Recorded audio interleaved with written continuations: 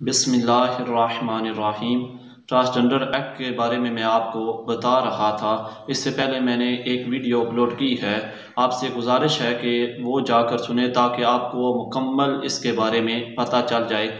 आज मैं आपको बताऊंगा कि 2018 से लेकर अभी तक कितने लोगों ने दरख्वास्त जमा कराई खुद को मर्द से औरत रजिस्टर करवाने में या औरत को मर्द में कन्वर्ट करने में, और कितने ख्वाजा सरा असल में ख्वाजा सरा हैं जो खुद को मर्द करवाना चाहते हैं या औरत करवाना चाहते हैं। तो इसकी तादाद बेशुमार हो गई है, लेकिन नादरा डेटाबेस के मुताबिक आपको बताता चलूं कि इसकी 2018 से लेकर अभी तक जो तादाद बताई गई है 28,723 है।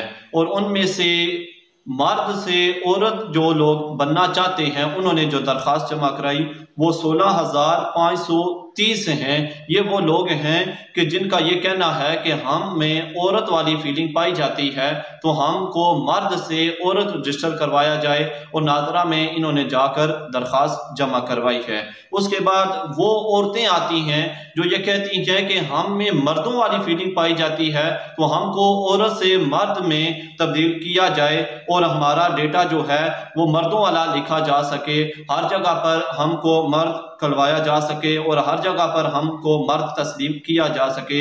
उनकी तादाद है 12,154। ये वो औरतें हैं जो कहती हैं कि हम मर्द हैं और हमारे अंदर मर्दों वाली फीलिंग पाई जाती है, और 9 ऐसे मर्द हैं जिनका ये कहना है कि हम ख्वाजा सरा हैं, शुरू से हमको मर्दों वाले खाते में डाल दिया गया, यहाँ तक कि हम ख्वाजा सरा हैं और हमको ख्वाजा सरा रजिस्टर किया जाए।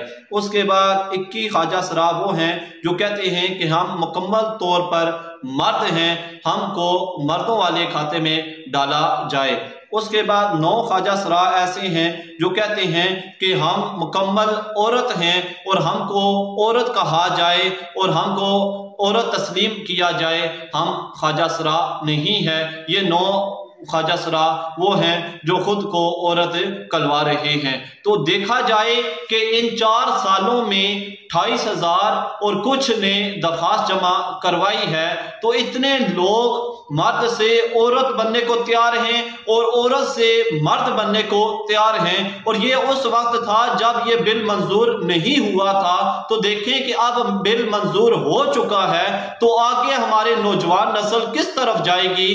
तो कोशिश करें कि हर बंदा इस बिल के खिलाफ खड़ा हो जाए और एहतजाज करे।